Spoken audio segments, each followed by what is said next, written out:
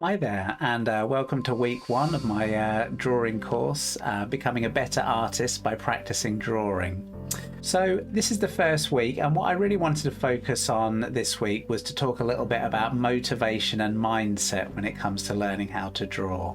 Later on in the course, we'll be covering more of the technical aspects to do with observation, light, tone, mark making, all those sorts of things you would associate with learning to draw. But first of all, I wanted to start with mindset, because what I'm hoping with this course, it can be an ongoing thing and you can use it to continually develop and inspire your other art practices, or even just drawing for the sake of it. So one of the tricks to developing a drawing practice is to try and show up every day and do a little bit of drawing regularly and often. This, I think, is going to be the secret to unlocking your potential as an artist. And I think mindset and some of the resistances that can come up with that are a really good place to start the course and hopefully get you off to a confident start. So I love this quote by Vincent van Gogh: "As practice makes perfect, I cannot but make progress. Each drawing one makes, each study one paints is a step forward." And I think that really gets to the essence of what I want to communicate. His enthusiasm that I feel from reading that quote really comes because he has complete faith that his practice will deliver results. Okay, he knows that even if his drawing or his study isn't the best thing in the world, he says he can't help but make progress. And that is really the message that I want to get across to you. Even if you watch this video, you watch this lesson and you go and do one or two drawings during the week, if that's more than you did last week, you are going to be just nudging in the right direction. If you combine regular practice with some of the exercises that I'm going to give you over these 6 weeks, I'm sure you're going to make amazing progress and hopefully have the tools to continue that into the future. I often think Vincent van Gogh could be the patron saint of art students. He came to it slightly late in life, and he started from scratch. He spent a whole year drawing before painting, and in about a 10-year period he painted all the paintings that we know him for. Unfortunately, his life was cut short, but he showed what you can do with real drive and determination. We may not all be Van Gogh, but we can take some comfort that if you can channel your enthusiasm and inspiration, good things can happen in a relatively short period of time.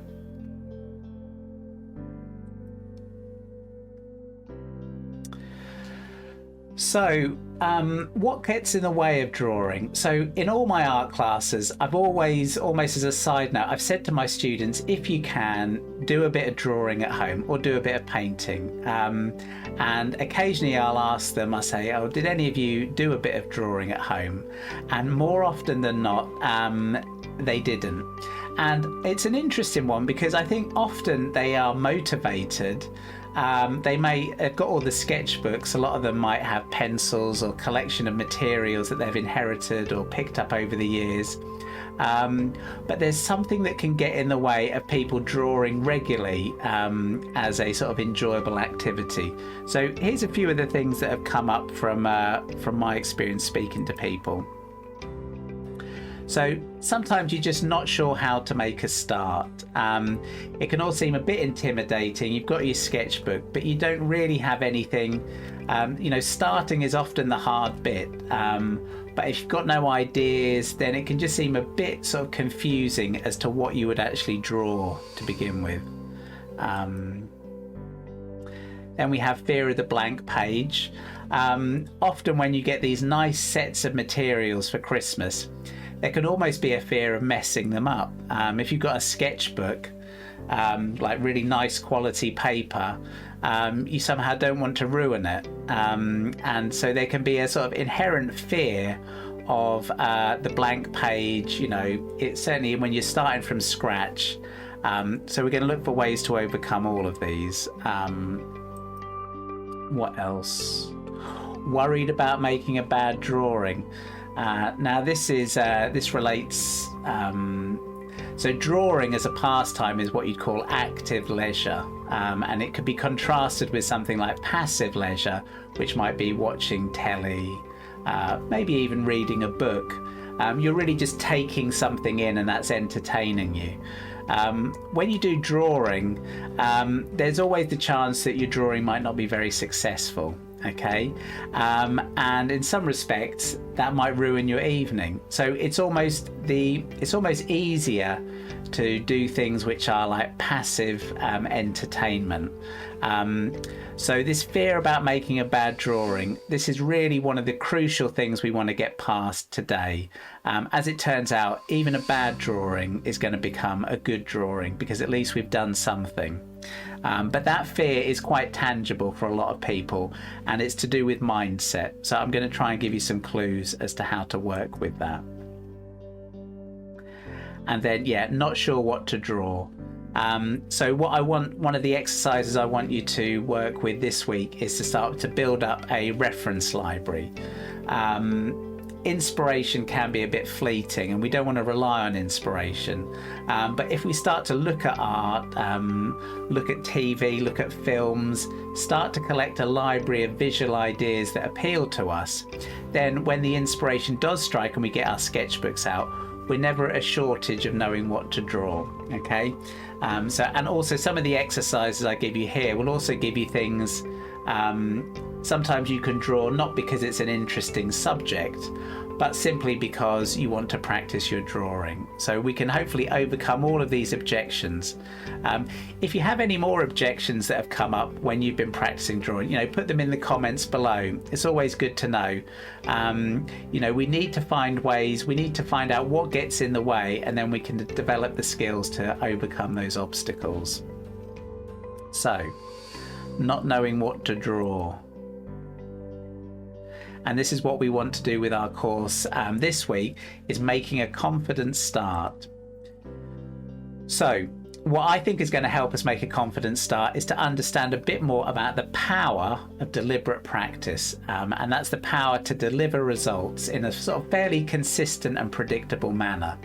Like Van Gogh said, the more you practice, you can't help but make progress. If we keep that idea in mind, then we're going to become a lot less phased when we have good days and bad days.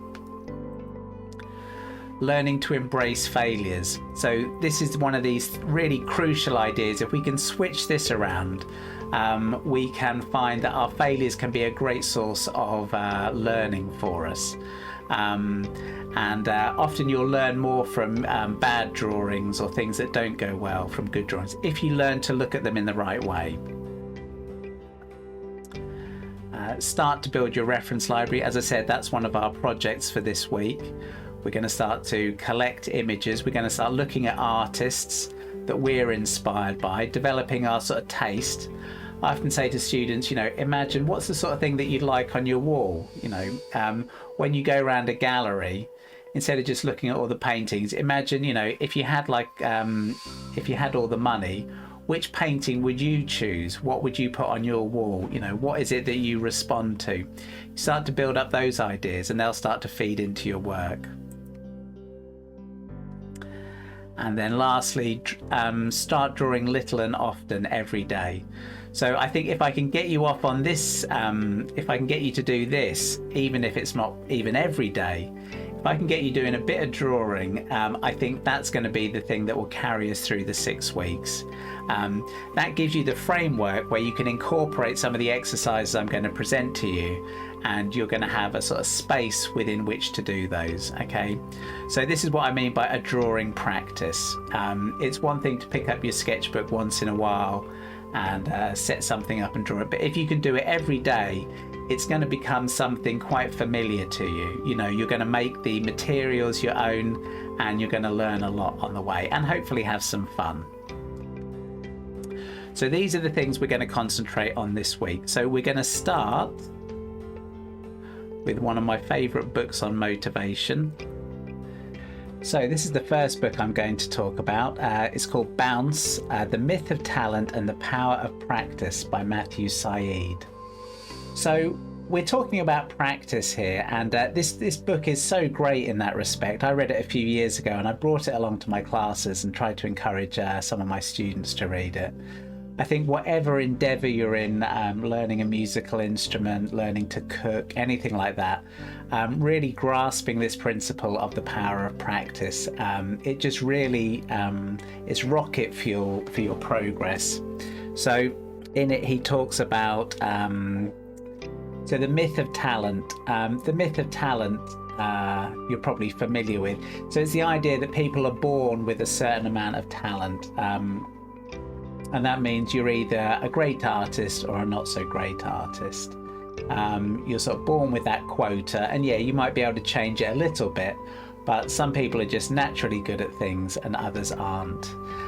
This is a myth, and he goes into, in the book, he talks about how they discovered that the more and more talented people they interviewed and tried to understand more about how that worked, almost all of them had behind them tens, hundreds, thousands of hours of practice.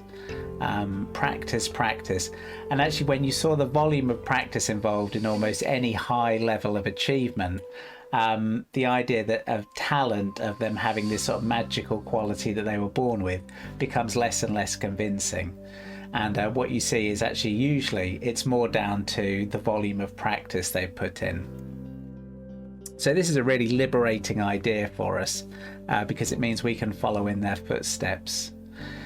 So he talks about the potential of deliberate practice, and this also is it's a really useful idea. So for our drawing practice, what does this mean? So there's a difference between, say, picking up a pencil and doing some sketching in a sort of fairly loose, relaxed way to deliberate practice. And deliberate practice is you're trying to find this balance between sort of effort and trying to do the best drawing you can and a sort of relaxed attitude. So I mentioned here, with deliberate practice, you're trying to stretch yourself and you're trying to get yourself into this flow state.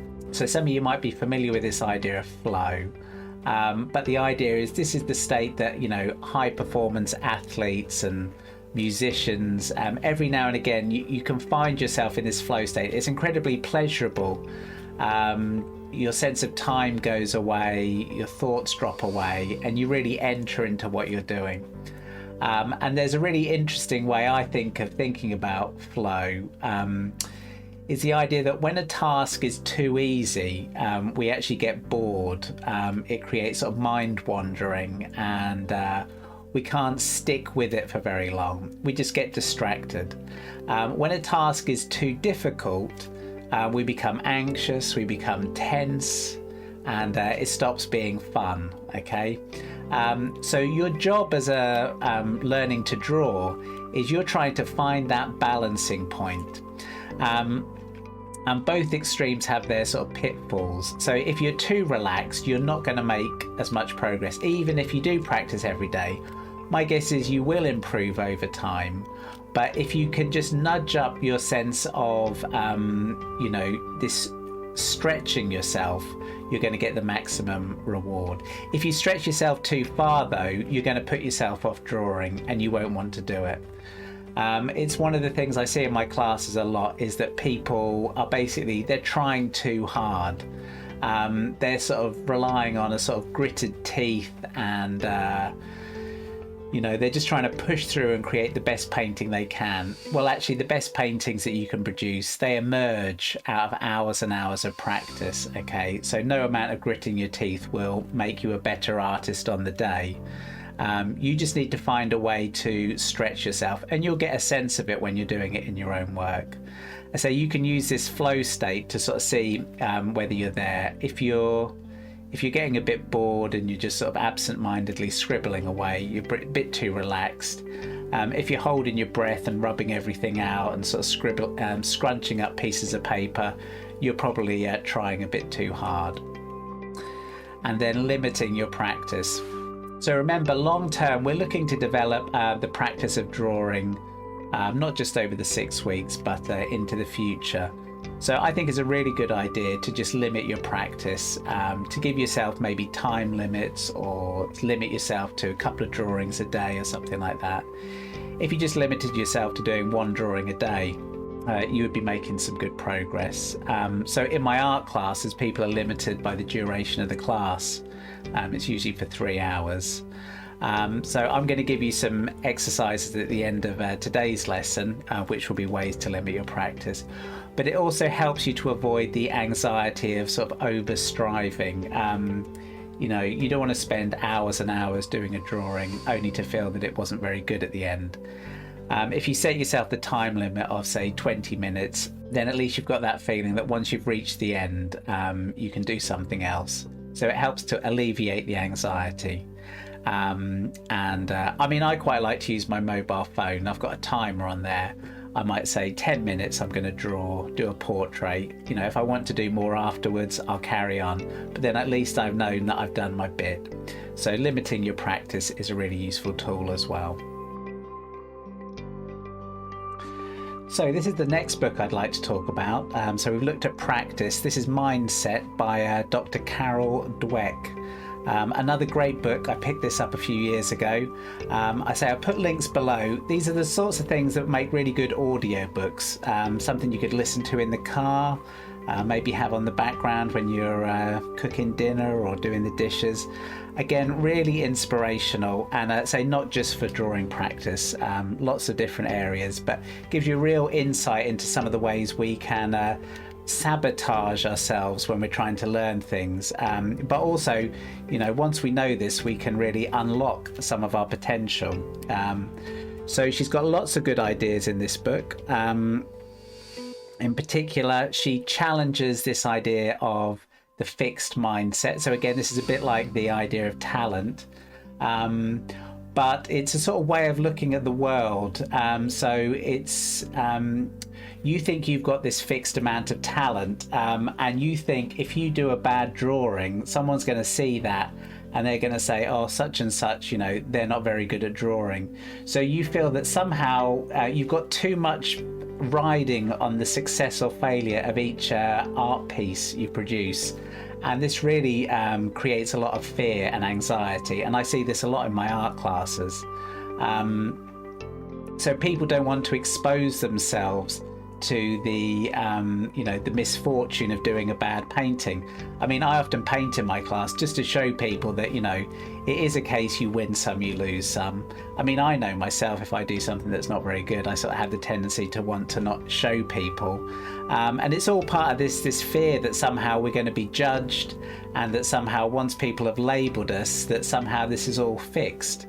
But if we can see this tendency, then I say it unlocks a lot of energy, because you don't have to be worried so much. It's particularly useful for children when they're learning.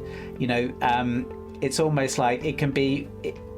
They say that children, once they have a certain degree of success, it's like when you're painting, you do a painting that's really good. Well, you don't want to do any more, because you've done a good one, and so you want to sort of rest on your laurels. But this is about sort of having the courage to continually, you know, fail, but not let that affect your sort of sense of who you are. So it's a great idea. And she goes on and she talks about the resilience of a growth mindset. And so this is about really sort of, you know, coming and challenging yourself, doing things that are difficult, you know, and I mean, it's one of the things I really like about my art classes. I see people coming along, and there's a certain degree of fear about doing art classes, but people that are willing to, you know, expose themselves to that fear and, you know, come out the other side and see what they can learn in the process. It's a great tool to be able to use for all sorts of areas. I find it's an area that you continually have to sort of encourage yourself to move towards the things that we find difficult, whether it's, you know, something that we find difficult to draw, or some aspect of our work. You know, not always do the easy things, do the difficult things, fail at them, but try to come out the other side having learned something. Using process versus outcome goals. So this also is a useful tool for this area of mindset. And this is what I mean by sort of limiting your practice. Outcome goals are I'm going to paint a brilliant picture. I'm going to do a picture of X, Y, and Z, and it's going to be of a certain standard. That's an outcome goal. A process goal is to say, I'm going to draw for 10 minutes every day for the week. Okay, that way you can meet that goal, come what may. Whether you do a good painting or a good drawing or not, that's a bit more, it's less of a done deal. If you give yourself process goals, though, it means that you can easily tick things off just by turning up and getting things done. So I find it really useful, and it sort of takes some of the pressure out of what you're doing. So it's a really useful way. In the summer, I like to go out and paint on plein air, paint from nature.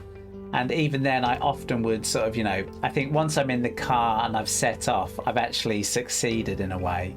It's the getting out there and doing it. That's the difficult bit. If the paintings work out well, you win some, you lose some. But the focus on the process and the outcome eventually should take care of itself. And then seeking out constructive feedback and learning from your mistakes. Well, this is another important aspect of mindset. We have to be willing to expose our bad drawings or our bad paintings and seek out the feedback. This is really, it's one of the ways we're going to learn. And you'll learn more from your failures than you will do your drawings that go well. So, as I say, the way I've set up the courses, each week you've got the opportunity to send your work in. But I'd also encourage you to share your work on social media. I have a hashtag EAC Tutor, and you can share it with other students. And that way you're more likely to get constructive feedback. You have to be careful about who you ask for feedback. Some people would just say, oh, I don't like that, or, they might just not like the subject material, or they might not know that you haven't been drawing for very long. So you need people that are sort of sympathetic to what you're trying to do and will be able to give you feedback that will sort of point you in the right direction. When you're starting off, it's important to try and nurture your sense of confidence, and so you have to be careful about getting feedback. And so seek it out with sort of, it's one of the great things about art classes is often people will go around, look at each other's work and give each other encouragement and feedback in that way. And so generally, people really appreciate that and find it quite useful. So again, this is sort of the mindset we're trying to develop. We're not going to be too worried about doing bad drawings. We're just going to do lots of drawings and then try and learn from it as we go. So we've looked at practice and we've looked at mindset.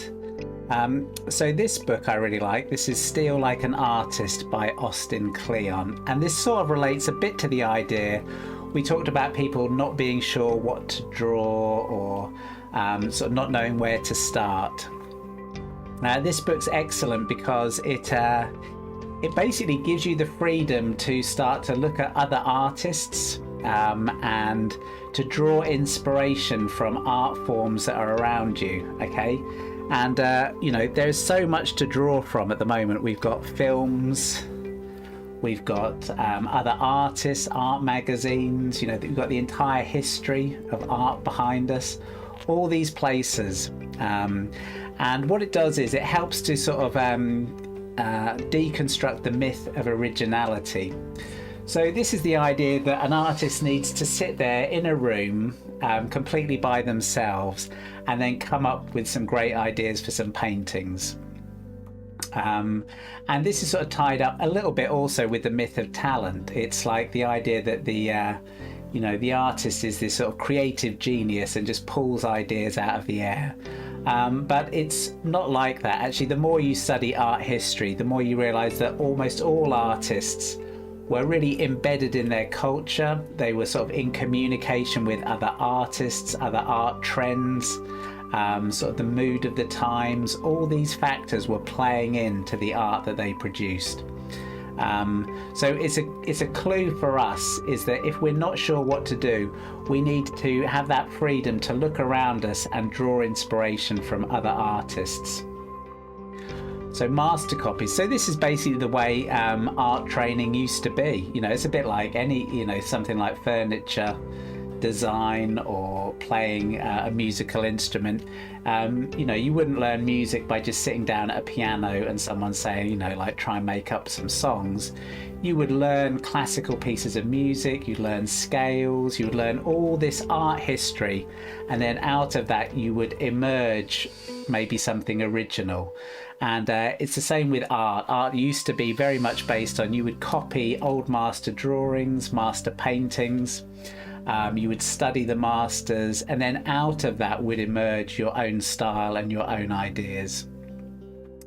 So this is why we shouldn't be afraid to look at other artists and start to develop this sort of visual library, and also just sort of get a sense of the art that we like, and you know, that can then start to feed into our work. Okay, so use modeling to achieve your goals. So the phrase modeling I borrowed there from Tony Robbins, who's an American sort of self-help guru, and he talks about, if you want to become successful in any area, find the people that are the experts who've already achieved success, try to understand as much as possible what they're doing, and then model that behavior.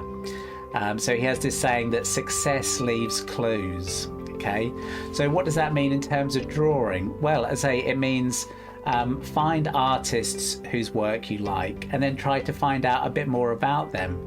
Try to find out a bit more about the artists that they like, who inspired them, how were they practicing, what sort of schedule did they keep. I always find it very interesting, like Lucian Freud. I heard a story that Lucian Freud would have to gamble all his money away because he needed to feel motivated to do another painting. So not something I'm going to do, or, you know, would encourage other people to do, but it's just interesting to get insights into other artists' mindsets. And then also, particularly when you're looking at painting, if you find artists and you can look at their drawing, often in the drawing you can see almost a bit more about their thinking process, how they would sort of think through their subjects. And there can be a lot of knowledge sort of somehow stored in like visual forms in artist drawing. So get used to looking at artist drawings, make copies.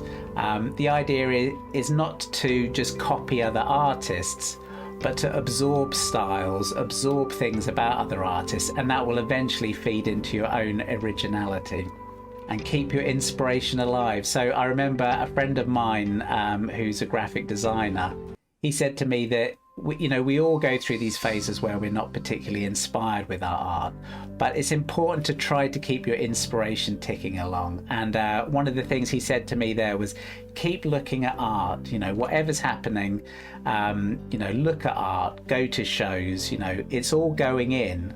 And we don't know when something's going to come up again and we're going to remember something we've seen. So I find, you have to try to understand what it is that inspires you, but you also have to put yourself in the situations where inspiration might strike. So as I say, I get the Artist and Illustrator magazine, I look on Instagram, I follow other artists, I go on YouTube, I watch demonstrations.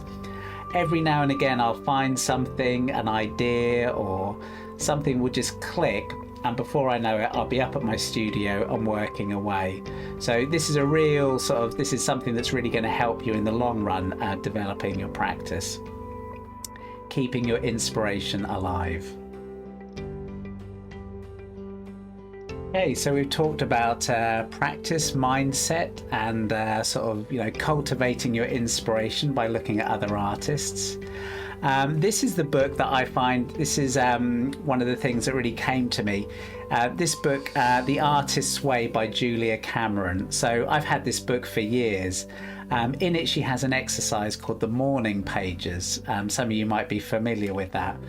And the morning pages is all about getting up and sort of writing every day several pages of A4 and just doing it every day, even if it's complete gibberish. And in it she talks about overcoming the inner critic, and I love this. I've done it a few times myself. It's not the easiest of exercises to maintain, I've never been a particular fan of writing longhand. But my feeling is that there's something in this exercise that might be useful for us in developing our own drawing practice. So in it she talks about say this idea of the inner critic. So this is what we talked about earlier, people not wanting to draw because they're worried about doing a bad drawing, or it's not going to be good enough, or all those sorts of things that can come up. It's definitely there. I can see it in my art classes. People get very sort of anxious and tense if their work's not going very well. Some people can be quite hard on themselves, that sort of thing. And again, it's all a manifestation of this inner critic. So we need to find ways to overcome it if we're going to sustain this as a practice in the long run. So say the morning pages, that's the exercise I really want to focus on. I mean, this again is a great book. It's all about unlocking creativity. The morning pages, though, I find it's the thing that I remember most about this book. And as I say, I think I'm gonna try and adapt this for drawing. I say it's based normally on writing, because I still think it's got quite a lot to offer us as visual sort of graphic artists. Quantity over quality. So if you can imagine this exercise of doing all these pages of writing and just, making them gibberish, it helps you tune into this idea of quantity over quality. So you can see some of the overlapping themes here, but this is like the idea of the process goal versus the outcome goal. The process is I'm going to create quantity. I'm just going to fill up sketchbooks and I'm going to do loads of work, and I'm going to let the quality take care of itself. This is a much healthier mindset than I see some people who it's all about quality. They're either going to be doing good drawings or bad drawings and trying to force themselves to do good work. So don't worry too much about that. I say we're all on a journey, and learning to draw is a marathon and not a sprint. And at the beginning, just focus on quantity. Get those practice hours in. Try to log your hours. And you will see that the quality will just take care of itself over time, especially if you can incorporate some of the ideas we're going to be covering in this course, in particular this idea of deliberate practice, where you are going to be stretching yourself ever so slightly every time you draw. So yeah, the morning pages for drawing. This is what I think, this is something I'm really excited to sort of be presenting to you. I'm going to do a little video just explaining the practice in a bit more detail to you. But as I say, my great aim here with the course is to get you doing a little bit of drawing every day, and I think the morning pages will give us some useful ideas to help us develop that practice. So let's sum up. We've covered quite a bit of ground there. I hope I've haven't lost too many of you so far. So we've talked a bit about motivation, practice, getting inspiration, and developing the habit of doing a little bit of drawing every day. And I think that's a great way to start this course. If you can incorporate these ideas, I think they're really going to set the scene for some of the more sort of technical exercises we're going to cover as the weeks go on. This is what I want you to be thinking about. So first of all, I want you just to reflect a bit on your own history with habits and motivation. Maybe look at this week and just see what comes up. Now, it may be that you get the opportunity to do a bit of drawing every day, but there might be things that come up. There might be resistance, and that's fair enough. It's a natural part of what we're doing. But just try to be aware of that resistance, and maybe you could talk to me about it, leave a message below, or talk to me in the Zoom meetings on the following weeks, and let's see if we can work together to overcome some of that resistance. I'm sure we've all had the experience of habits and motivation, setting up a habit, good intentions, and then it falling by the wayside, and that's probably not going to stop. It's unlikely that you'll do this course and then you're going to draw every day for the rest of your life. You will probably have to go back and re-energize your inspiration again and again. But the more you can consciously do that, the more tools you're going to have in the future to make the lulls perhaps not quite so long, which will really help in the long run. So what inspires you? Start a reference library. So I'm going to do a little video just to show you how I go about collecting reference. But you could start by just getting some of your, if you've got art magazines, you know, maybe cut out the pictures you like, art books. I'm a great fan of going to second-hand shops, obviously before lockdown, buying books on artists, anything that sparks that inspiration. Whenever you buy a book on painting or drawing, look at the pictures first and just see whether they create that little spark of inspiration, like I'd like to be able to draw like that. I think that's a really good clue. Start to be a bit more conscious, you know, even tonight when you're watching TV or something, or watching films. Just try to look at, you know, your visual experience, you know, films that you like, what are the sort of scenes you like. You can actually start to tune into things like, you know, composition, color, design, all those sorts of things. We're actually looking at them all the time and we're just unconsciously reacting to it.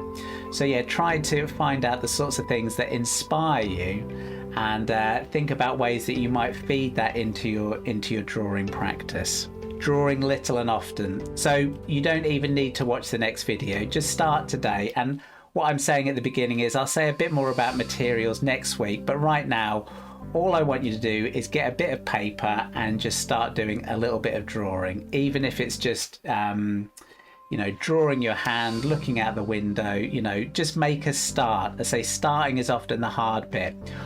What I would say though is I would like you to keep hold of your drawings. I quite like to work on just printer paper when I'm doing these sorts of exercises.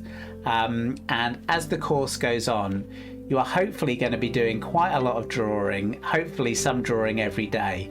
At the end of 6 weeks, that's going to represent quite a stack of drawings, and it would be really nice to have those in one place. So maybe for the course of the 6-week course, you know, make a habit of finding somewhere to store your drawings. Maybe make a little note of the date and the time, and then hopefully they are also going to help encourage you. You know, once you start to see that stack of drawings grow, you've got something to build on. You're no longer a beginner, as it were. You're no longer starting from scratch. You're building on top of something that you've already started. So I think that's a good strategy. And then lastly, seek feedback. So again, whether you upload them onto Instagram, show your friends, show your family, you know, look at your own drawings, be critical, or send them in to me by email, and then I can give you some feedback. This is a really important part of the practice.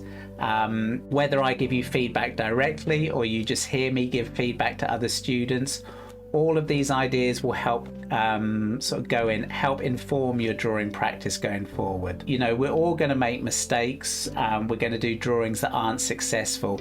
If we can turn those failures into success, we're really going to accelerate our practice. And it's something you should also seek out going forward. But hopefully the course will give you a good context and a good place to start. Anyway, so that's quite a lot to be getting on with.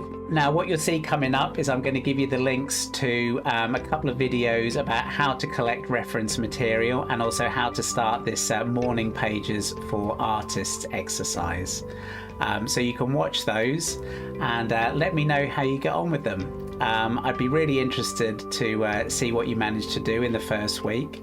And yeah, keep me informed, put them on Instagram, and I will see you again soon. Thanks a lot. Bye.